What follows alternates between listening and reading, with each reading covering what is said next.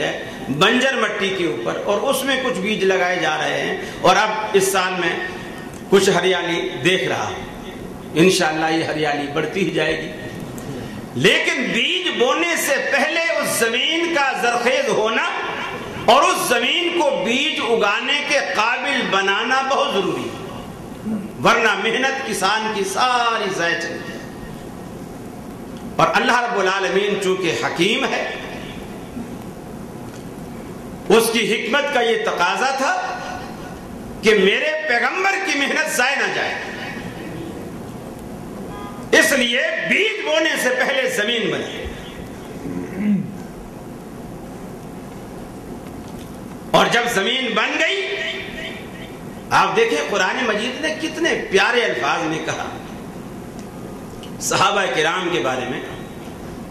حالانکہ دل ابو جہل کے سینے میں بھی تھا، ابو لہب کے سینے میں بھی تھا، ابو بکر کے سینے میں بھی وہی دل ہے، عمر فاروق کے سینے میں بھی وہی دل ہے، عثمان غنی کے سینے میں بھی دل ہے۔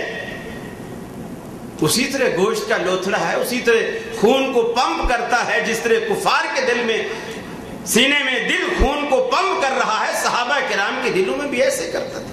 لیکن فرق کیا ہے؟ فرق کس بات کا؟ فرمایا وَلَكِنَّ اللَّهَ حَبَّبَ إِلَيْكُمُ الْإِيمَانَ۔ صحابہ کرام کی جماعت ایک ایسی جماعت، حَبَّبَ إِلَيْكُمُ الْإِيمَانَ، اللہ رب العالمین نے ان کے دلوں میں ایمان کو پسند کیا، گویا ایمان کا بیج اللہ رب العالمین نے خود بویا صحابہ کے دلوں میں۔ وَزَيَّنَهُ فِي قُلُوبِكُمْ، اور اے صحابہ کرام کی جماعت، ایمان کا بیج تمہارے دلوں میں بونے کے بعد اس کی آبیاری بھی ہم نے کی، زینت بھی ہم نے بخشی، پھلتا پھولتا چلا گیا یہ پودا تمہارے دلوں میں۔ یہ اللہ رب العالمین نے صحابہ کرام کے دلوں کی تعریف کی، کیونکہ یہ زمین ایسی ہے جس میں ایمان کا پودا پھل پھول سکتا ہے۔ ساری دنیا کی زمینیں اگر صحابہ کرام کے دلوں جیسی ہو جائے، ایمان پنپنے لگ جائے، ایمان پھلنے لگ جائے، ایمان پھولنے لگ جائے، ہر چیز کے لیے ایک الگ الگ ظرف ہوتا ہے۔ آپ عطر کو روٹی والے برتن میں کبھی نہیں رکھتے،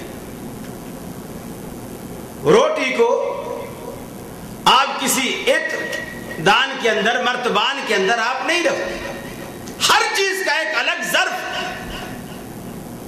سرمے کو آپ سرمے دانی میں رکھیں گے، پانی کو آپ جگ گلاس میں رکھیں گے، یا اس کے لیے جو بھی وہ برتن مخصوص ہے اس میں رکھیں گے، اس لیے کہ اسی کا نام سلیقہ ہے۔ سلیقہ اسی کو کہتے ہیں کہ ہر چیز آپ ایک طریقے سے کر رہے ہیں، اسی کا نام سلیقہ ہے۔ اور صحابہ کرام، اللہ رب العالمین نے جب ایمان کا بیج بونا چاہا تو اس کی حکمت کا سلیقہ یہ تھا کہ اس بیج کے لیے اللہ رب العالمین نے صحابہ کرام کے دلوں کا انتخاب کیا۔ یہ اللہ رب العالمین کی حکمت کا تقاضا تھا، اس لیے کہ وہ لوگ نبی کریم صلی اللہ علیہ وسلم کی جو 13 سالہ محنت تھی، 13 سالہ محنت کے نتیجے میں وہ سمجھ چکے تھے کہ اللہ ایک ہے اور اس کا کوئی شریک نہیں، اور شراکت اللہ رب العالمین کے ساتھ بہت زیادہ ناانصافی اور اس کا حق بندوں میں تقسیم کرنا۔ ہم یہ نہیں کہتے کسی سے محبت نہ کیجیے، کیجیے، دل بھر کر محبت کیجیے،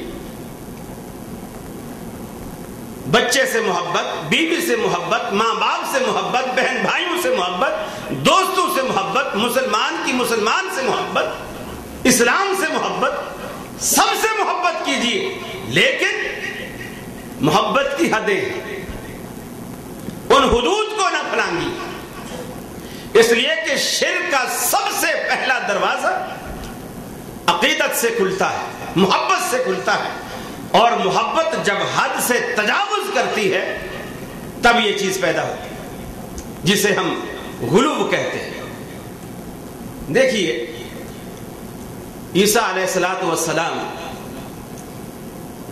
اللہ کے پیغمبر، دنیا میں آئے مسلمان ان کو مانتے ہیں، مسلمان ان کو مانتے ہیں۔ موسیٰ علیہ السلام اللہ کے پیغمبر ہیں، مسلمان ان کو مانتے ہیں۔ بھائی یاسر صاحب کہہ رہے تھے کہ لوگ ہم پر اعتراض کرتے ہیں کہ ہم اماموں کو نہیں مانتے۔ مجھے یہ سمجھ نہیں آئی کہ نہ ماننا کسے کہتے ہیں، نہ ماننا کسے کہتے ہیں، اور وہ کیوں کہتے ہیں کہ نہیں مانتے؟ عیسائی عیسیٰ علیہ السلام کو مانتے ہیں، مسلمان بھی عیسیٰ علیہ السلام کو مانتے ہیں، لیکن جب آپ عیسائیوں سے بات کریں تو عیسائی کہتے ہیں کہ مسلمان عیسیٰ علیہ السلام کو نہیں مانتے، ہم مانتے ہیں۔ کیوں؟ آپ یہودیوں سے بات کریں، وہ کہتے ہیں مسلمان عیسیٰ علیہ السلام کو نہیں مانتے، عزیر علیہ السلام کو نہیں مانتے، ہم مانتے ہیں۔ ایسا کیوں کہتے ہیں؟ آپ کی سمجھ میں کیا بات آ رہی ہے؟ وہ ایسا کیوں کہتے ہوں گے؟ کون بتائے گا؟ مجھے بھی تو پتا چلے نا، جدے والے ماشاءاللہ کتنے ذہین ہیں۔ وہ ایسا اس لیے کہتے ہیں کہ جیسے وہ مانتے ہیں ہم ویسا نہیں مانتے۔ عیسائی عیسیٰ علیہ السلام کو اللہ کا بیٹا مانتے ہیں، ہم اللہ کا پیغمبر مانتے ہیں۔ وہ کہتے ہیں دیکھا یہ نہیں مانتے۔ یہودی عزیر علیہ السلام کو اللہ کا بیٹا مانتے ہیں، مسلمان اللہ کا بندہ اور رسول مانتے ہیں، کہتے ہیں دیکھا یہ نہیں مانتے، اس لیے کہ جیسا ہم مانتے ہیں ویسا نہیں مانتے۔ یہی اعتراض وہ لوگ ہم پر کرتے ہیں، کیوں کہ جیسا وہ مانتے ہیں ہم ویسا نہیں مانتے۔ ہم کیسے مانتے ہیں؟ جیسے ماننا چاہیے۔ وہ کہتے ہیں نہیں، یہ ماننا نہیں، ماننا وہ ہے جیسا ہم مانتے ہیں، غلو ہونا چاہیے۔ اور رسول اللہ صلی اللہ علیہ وسلم کو کسی بھی پہلو میں غلو بالکل پسند نہیں تھا، قطعاً پسند تھا، ذرا سا بھی غلو پسند نہیں تھا۔ آپ ہجرت کر کے مدینہ تشریف لے گئے،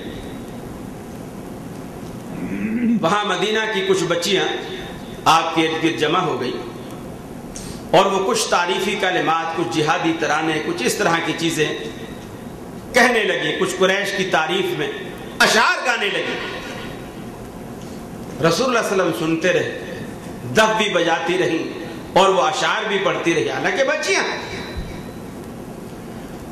اور وہ اشعار گاتے گاتے ایک شعر انہوں نے کہا، وَفِينَا نَبِيٌّ يَعْلَمُ مَا فِي غَدٍ، ہم میں ایک ایسا رسول آیا ہے، ایک ایسا نبی آیا ہے، ایک ایسا پیغمبر آیا ہے، یعلم ما فی غد، جو آنے والے کل کی بات بتاتا ہے، آنے والے کل کی بات جانتا ہے۔ اب ایمانداری سے بتائیے، بچیوں نے یہ بات دشمنی میں کہی، نفرت میں کہی یا محبت میں کہی؟ محبت میں کہی۔ یہ تعریف ہے یا گلہ ہے؟ کیا خیال ہے؟ یہ تعریف ہے یا گلہ ہے؟ تعریف۔ لیکن رسول اللہ صلی اللہ علیہ وسلم کو یہ تعریف پسند نہیں آئی، آپ نے ٹوکا اور آپ نے فرمایا یہ نہ کہو، لا تقولی، اے کہنے والی یہ نہ کہو، قولی ما قلت تقولین، وہ بات کہو جو تم پہلے کہہ رہی تھی۔ اس لیے لا یعلم الغیب الا اللہ، غیب کا جاننا اللہ کا خاصہ ہے اور اس کے سوا غیب کو کوئی نہیں جانتا۔ تم کہتی ہو کہ اللہ کا رسول غیب جانتا، حالانکہ وہ بچے تھے، اور رسول اللہ صلی اللہ علیہ وسلم کا دوسرا فرمان ہے، بچہ جب تک 3 بندے، ایک غلام حتی یحتلم، جب تک بچہ بالغ نہ ہو جائے اس کے کسی گناہ پر، کسی بات پر اللہ مواخذہ نہیں کرتا، وہ مرفوع القلم۔ اور مجنون، پاگل، دیوانہ، فاتر العقل، جب تک کہ اس کی عقل ٹھکانے نہ آ جائے وہ مرفوع القلم ہے، اللہ اس کا کوئی مواخذہ نہیں کرتا۔ اور نائم، سونے والا، جب تک نیند کے اندر ہے اللہ اس کا کوئی مواخذہ نہیں کرتا، جب تک کہ وہ بیدار نیند کے اندر ہے اور نیند کی حالت میں وہ خواب دیکھ رہا ہے، کسی کو قتل کر رہا ہے، کسی کی چوری کر رہا ہے، کوئی مرضی کر رہا ہے، اس کی خواب پر اللہ کوئی مواخذہ نہیں کرتا جب تک کہ وہی کام بیداری میں نہ کرے۔ اب وہ بچے ہیں، رسول اللہ صلی اللہ علیہ وسلم کی حدیث کے مطابق کوئی حج نہیں تھا۔